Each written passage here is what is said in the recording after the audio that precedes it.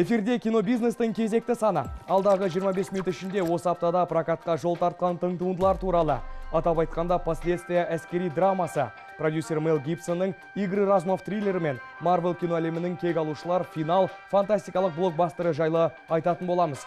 Студияда Алмас Тоғай бүгінгі бағдарламада.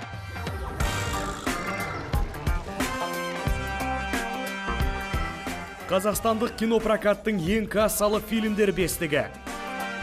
Апта трейлерлері айдарының жаңа промо материалдары. Желіде Томирис көркем фильмінің ресми постері жарияланды. 2018 жылы шыққан ең сәтсіз фильмдер белгілі болды.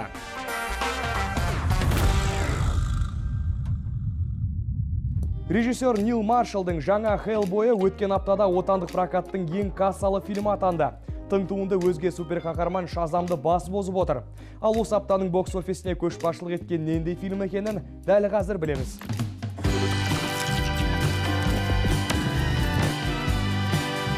Бесінші орын. 100 вещей и ничего лишнего. Екі достың арасында туған даудың соңы шытырман оқиғаға ұласатын комедия екінші аптада 14 миллион теңге табыс тапты. Төртінші орын. Семьянин. Фильм режиссері дебютант Фархат Құлбаев. Әсел Садуақасованың кезекті продюсерлік жобасы прокаттың екінші аптасында 15 миллион теңге жинады. Үшінші орын. Проклятие плачущей. Фильмнің басты зұлым кейіпкері жұмақ пен тозақтың ортасында адасып, жан тыныштығын таба алмаған елес Ла Юрона. Көзі тірісінде өз балаларын суға батырып өлтірген ол, енді өзгелердің нәрестелеріне қастандық жасамақшы. Проклятие плачущей хорроры бірінші аптада 20 миллион теңге табыс тапты.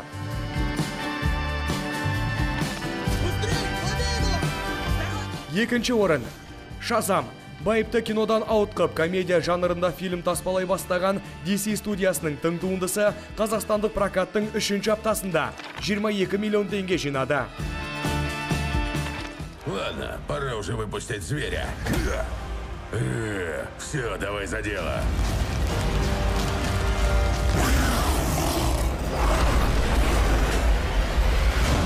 Бірінші орын. Хеллбой. Гильермо Дель Тороның 2004 жылы жарық көрген франшизасының жаңа нұсқасы өткен аптада 33 миллион теңге жинап, бокс-офистің көшбасшысы атанды.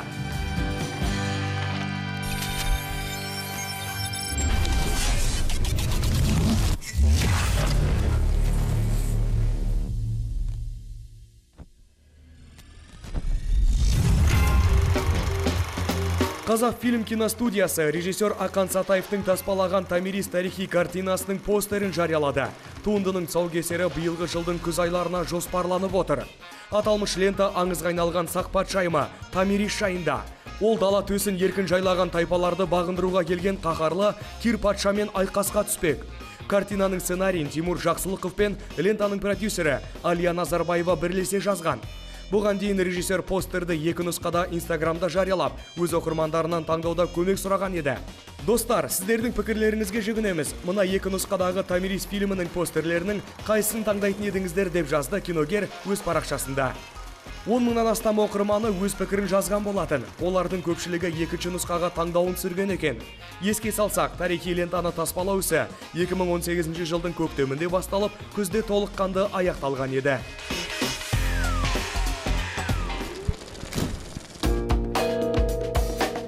Таяуда 2018 жылдың ең сәтсіз ленталарының тізімі жарияланды. Кассалық табысты туындылармен үстемдік құрып үйренген Disney студиясы бұл тізімде де көш басында. 5 бірдей сүрексіз картиналар ішіндегі «Излом времени», «Хан Соло», «Звездные войны», «Истории» және «Шақылдақ» және «Төрт патшалық» атты Диснейлік 3 фильмнің шығыны 270 миллион долларды құраған. Анти-рейтингті Universal студиясы таспалаған «Хроники хищных городов» бастап тұр. 100 миллиондық бюджетімен 256 миллион долларлық жалпы шығынының жанында. Картина прокаттан бар болғаны 83 миллион доллар тапқан. Скорость. Залог выживания. Былтыр сәтсіз шыққан Lionsgate студиясының Робин Гуд начало шытырман лентасы да бар. 89 миллион долларлық мардымсыз пайдасының 50 миллионы фильмнің халықаралық прокаттағы кірісі екен. Бұл нәтижесі студияның жағдайы тіпті мүшкіл болғандай. Бестіктің ішіндегі шетелдік прокатта өзін сәтті саудалай білген картина тек осы ғана. Это вдохновляет. Спасибо. Алдияр Байрақымовтың «На грани» атты дебюттік картинасы Испания астанасы Мадридте мамыр айында өтетін халықаралық Imagine India кино байқауына қатыспақ. Лента негізгі бәйгеден тыс лайф бағдарламасына енген. Сюжет желісі екі бөлік әлемде өмір сүретін қос бозбала жайында. Екеуінің жолы ұштасқан тұста жігіттердің тағдыры да түбегейлі өзгеріске ұшырайды. Imagine India халықаралық кинофестивалі Испания елінде 18 жыл қатарынан өтіп келеді. Әуелде бұл байқау Испанияда үнді фильмдер насихаттау мақсатында жұмыс істеген. Кейін ауқымы кеңейіп халықаралық кино бәйгеге айналды. «На грани» лентасы былтырғы жылы Беларусь елінде өткен листопад халықаралық кинофестивалінде жүлде еншілеген еді. С тобой происходило что-то, что можно назвать аномалией. Fox студиясы Marvel'дың комикстері желісінде таспаланған жаңа мутанттар жоспарланғандай 2019 жылдың 2 тамызында шықпайтын болды. Оған себеп Fox пен Walt Disney студияларының бірігуінен кейін пайда болған белгісіздік делінген. Солай бола тұра Fox ауқымды қайта түсірілім жұмыстарын жоспарлап отыр. Ал нақты қашан екені мүлде белгісіз. Айта кетейік, жаңа мутанттар фильмінің прокаты кейінге бірінші рет қалып отырған жоқ. Алғашында фильм көрерменге 2018 жылдың сәуірінде жол тартады деп жоспарланған еді. Кейін ол 2018 жылдың ақпанына шегеріліп, енді тамыз айының 2 күніне белгіленген тұсаукесері де кейінге қалып отыр.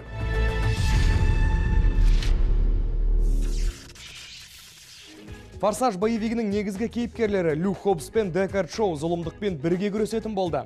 Фильмнің спин-оффына жасалған трейлерде Форсаждың 7 сериясына кездескен қос шаудың ажырамас достарға айналғанын көруге болады. Тағдырдың қалауымен серіктеске айналған олар енді Брикстон есімді қаныпезер мутантпен күреседі. Выбери дверь. Выбрал. Нет, это моя. Бери другую. Ты издеваешься, что ли? Хотя знаешь, ты был прав, это твоя дверь. Что, малыш испугался страшных дядек?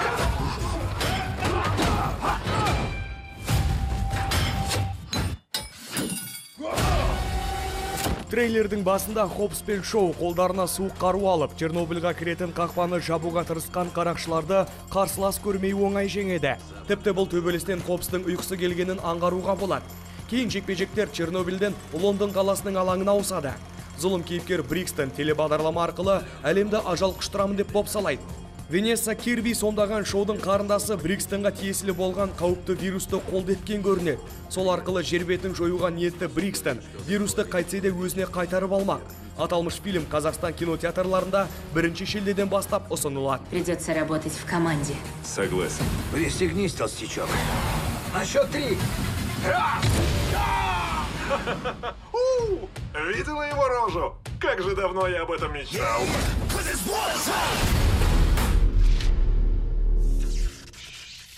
Сондай-ақ желіде «Дневник безумной женщины» комедиясының алғашқы трейлері жарияланды. Фильмде Нұрлан Батыров бірден 2 адамның рөлін сомдайды.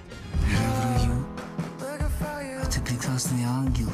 Ты права. От него нужно избавляться. Он же псих. На тебе жениться хочет. Салам, братуха, как ты? Че, где она? Братуха, подержи. Прикольная прическа. Она такая милая, такая заботливая. Картинадағы бас рөлді елімізге белгілі вайнер Нұрлан Батыров сомдайды. «Дневник безумной женщины» комедиясы Instagram жұлдызына айналған әйел кейіпкер жайында. Ақпан айында басталған түсірілім жұмыстары биылғы сәуірде мәресіне жеткен еді. Фильмнің идеясы толығымен Нұрлан Батыровқа тиесілі. Жобаны дүниеге әкелу үшін блогерге киносыншы Кәрім Қадырбаев пен продюсер Алмагүл Тілеухан көмекке келген екен. Әзілге өрілген лентаға Еділ Амадықов режиссерлік еткен. Да типун вам на язык! Какая Жан? Пошутила. Это не Жан, это моя невеста.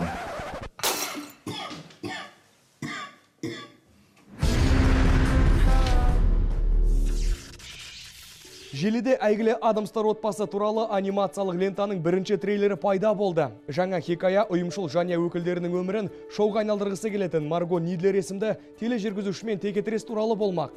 Тың туындының сценарийі төп нұсқалық комикстер негізінде жазылған. Попробуй затянуть еще сильнее. Добрый вечер. Уэнсдей? Что это такое? Даже не знаю. Странно. Обычно оно идет в комплекте с клоуном-убийцей. Трейлерде адамның құтын қашыратын жанұяның жаңа мүшелері көрсетілген. Мультфильм Чарльз Адамстың түпнұсқа комикстерінің негізінде дүниеге келген. Мұны Гоместің образын суреттелуінен бірден аңғаруға болады. Отағасы болса 1938 жылы жарық көрген кейіпкерден айнымайды. Лента сан алуан эффектлермен безендірілген, ерекше графикасымен көз тартады, әрі қызықты музыкалық өңдеуге толы. Шытырман оқиғаның барлығы Адамстар зәулім сарайға қоныс аударған сәттен басталмақ. Басты зұлым кейіпкер Марго да бұл үйді өзінің реалити шоуын түсіретін алаңға айналдыруды армандайды.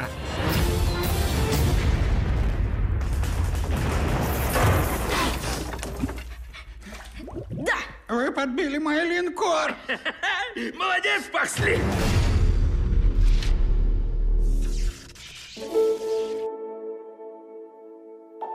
То, что происходит на наших глазах, это возвращение титанов.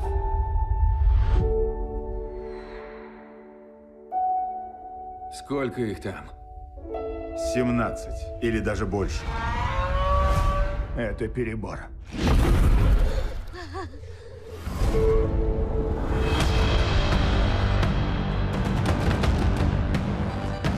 Сондай-ақ Годзилла 2 Король монстров фильмінің соңғы трейлері жарық көрді. Жаңа тизерге қарап бізде көптеген көне құбыжықтар көтіп тұрғанын аңғаруға болады. Олардың арасында қанатты жәндік Мотра, Птеранодон Родан адамдармен де, құбыжықтармен де бірдей күресетін үш басты Кинг Гидора бар.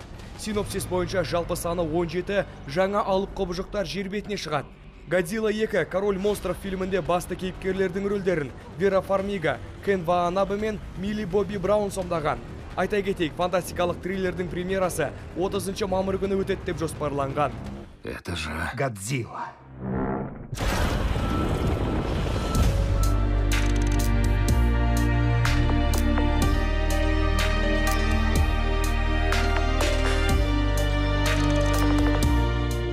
Вообразите, что... Кто бы мог подумать? Наши герои вдруг проиграли. Мир стал другим. Прежнего уже не вернуть.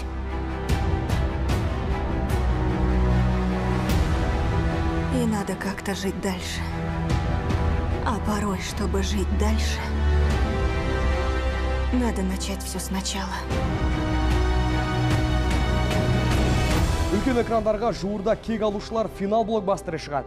Сарапшылардың пайымдауынша аталмыш фильм осы жылдың нағыз хиті болмақ. Ал авторлар кассалық жинақ бойынша әлемде рекорд орнатуға бел буып отыр. Сондықтан оның жарнамалық компаниясына қарастырылған қаражат көлемі де шектелмеген. Салыстырмалы түрде айтсақ, кек алушылардың жарнамалауға жаратылған $200 миллион трансформерлердің екінші бөлімі таспаланған болатын. Бұдан бөлек фантастиканың алдын ала билет сатылым көрсеткіші қазірдің өзінде бұрын соңды болмаған рекордқа жетті.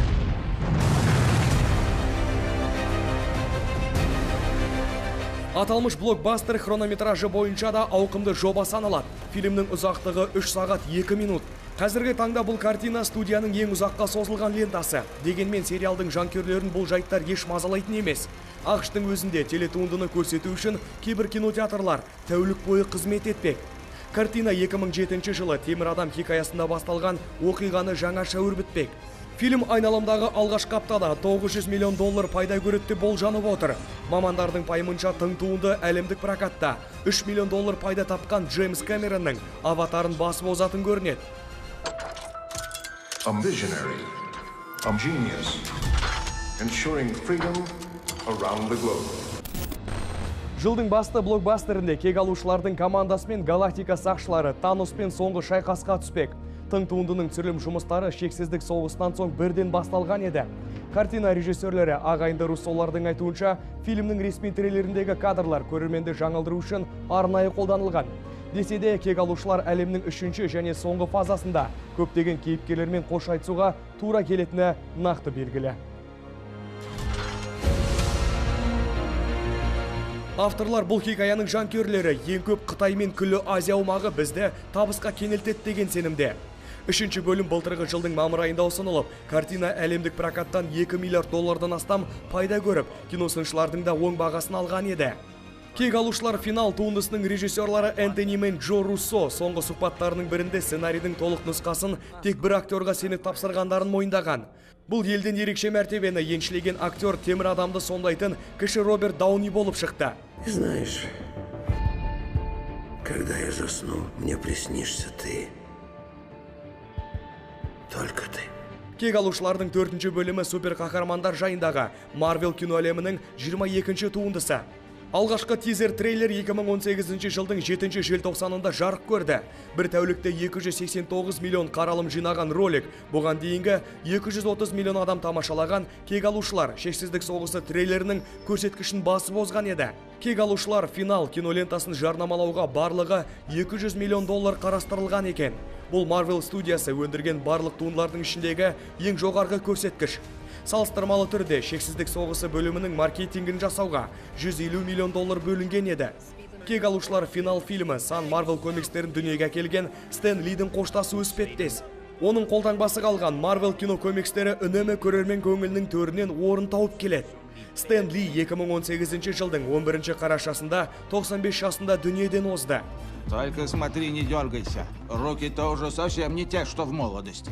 Клянусь бородой Одина, срежешь хоть волос. Познаешь всю ярость могучего Тора. Прошу, смилуйтесь, только не это. Пожалуйста, не надо!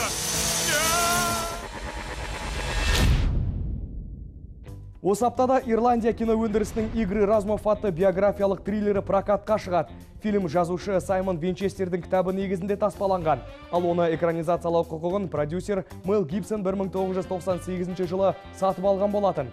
Картина режиссері Фарад Сафиния Мел Гибсонмен бірлесіп бұған дейін «Апокалипсис» драмасында да тер төккен еді. Мы работаем над этим словарем уже 20 лет и не сдвинулись с места. Я верю, что экстраординарные способности мистера Мюррея станут нашим спасением. Аталмыш картина ұзақ уақыт жоспарланған. Түсірілім жұмыстары 2016 жылдың қыркүйек айында Дублинде басталды.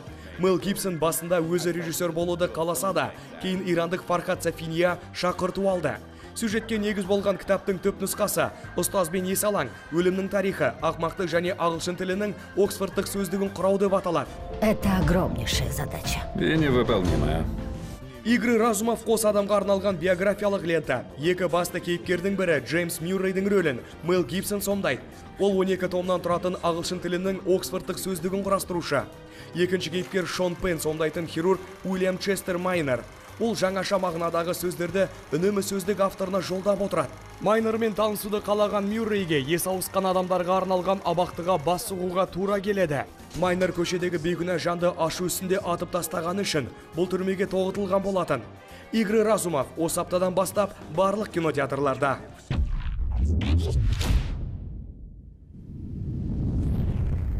Сондай-ақ осы аптадан бастап «Злой дух» канадалық хорроры прокатқа шығады. Фильм 2017 жылы түсіріліп қойса да, біздің прокатқа енді жетіп отыр. Картина режиссері Адам Макдональд көрерменге роковой маршрут триллермен танымал. В чем дело? Ты мне скажи. Отца похоронили, и тебя понесло в эту оккультную фигню. Мне это интересно, и моим друзьям. Твои друзья неудачники, и ты становишься как они. Когда я смотрю на тебя, вижу лицо отца. Как же мне хочется стереть его. Фильм сюжеті бойынша жоғары сынып оқушысы Лия Рейес күйеуінің өлімінен кейін өз-өзіне келе алмай жүрген анасымен тіл табыса алмай келеді. Қайғыдан қабырғасы қайысқан жесір әйел қала сыртындағы үйге көшпекші болғанда арадағы түсініксіздік күшейе түседі. Лия достарын қимайды, ал оларды есалаңдар деген анасымен арасы тіптен алыстайды. Лия бойында жиналған ашуды қалайда болсын шығару үшін көне оккульттық салтқа жүгінеді. Өліні тірілер әлеміне шақырған Лия істегеніне қатты өкінетін болады.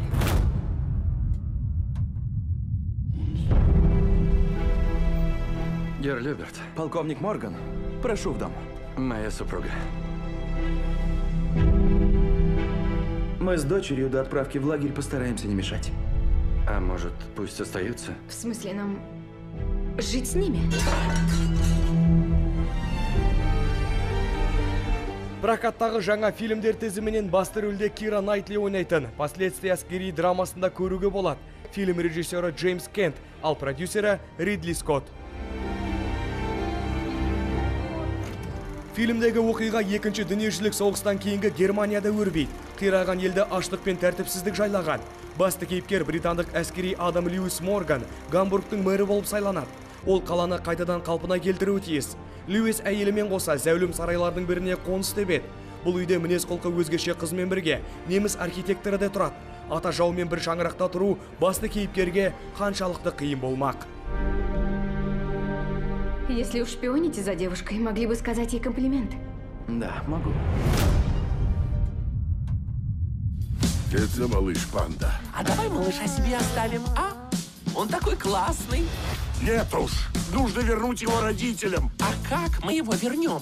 Его родители живут в бамбуковых лесах далеко на юге. Кішкентай көрермендерге өткен жылы жарық көрген «Два хвоста» анимациялық фильмінің режиссері Наталья Нилованың жаңа мультфильмі шықты. Сюжет желісі бойынша үлкен қоңыраю Мик-Мик ну орманың ішінде жайбарақат өмір сүреді. Күндердің күнінде оған тырна панданың баласын әкеп береді. Бұл қателік екені белгілі, бірақ енді оны қалай түзеуге болады? Мик-Мик өзінің беймаза досы қоян Оскармен бірге аспан асты елі Қытайға жолға шығады. Мақсат бір, сүйкімді тастанды панданы туған ата-анасының қолына тапсыру. Анимациялық фильм «Мадагаскар. Тайна семи монстров» книга джунгли мультфильмдерінде тер төккен Билли Фроликтің сценарийі бойынша таспаланған. Кейіпкерлерді ойлап табуда Германияның белгілі суретшісі қатысса, оларды дыбыстауға Дмитрий Назаров, Максим Галкин мен Филипп Киркоров атсалысқан.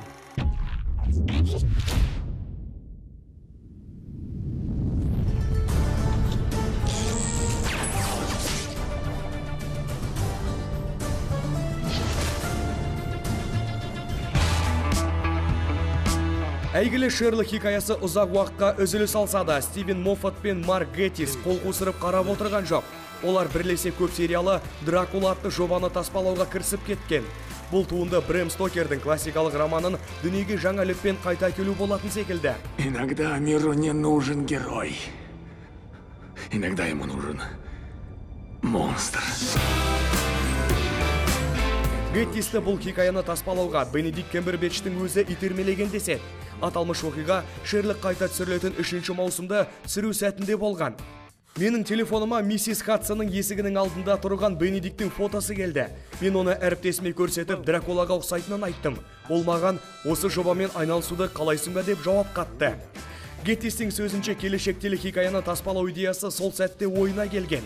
Камбербэтч әйгілі қаншер кейіпкермен қанша ұқсас болса да, Дракуланың рөлін даниялық актер Клас Ван сомдайды.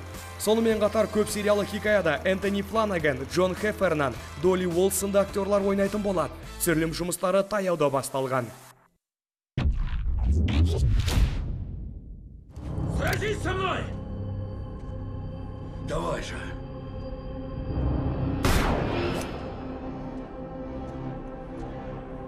Башня непременно падет, Роланд. Стивен Кингтің «Қараңғы мұнара» сериалының актерлық құрамы өзгерді. 13 сериалы жобаға тақтар ойынында Бронның рөлін ойнаған Джером Флинн келіп қосылды. Давай же, тварь!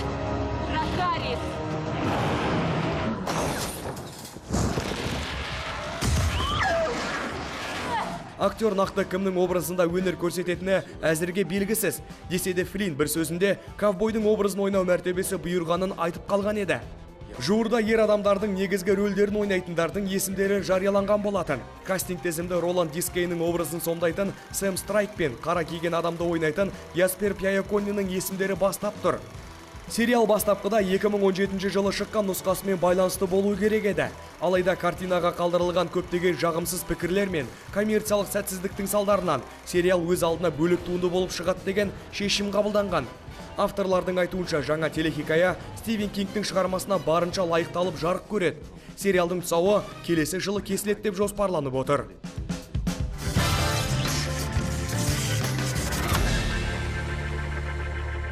Сіздермен болған киноиндустрия саласындағы өзекті жаңалықтардың жаршысы кино бизнес бағдарламасы. Ендігі эфирде біз кек алушылардың ең кассалы кино рекордын орнатуы қаншалықты мүмкін екенін және Тимур Бекмамбетовтың «Убрать из друзей Даркнет» деп аталған жаңа продюсерлік жобасын талқылайтын боламыз. Бүгінге осы, келесі аптада кездескенше.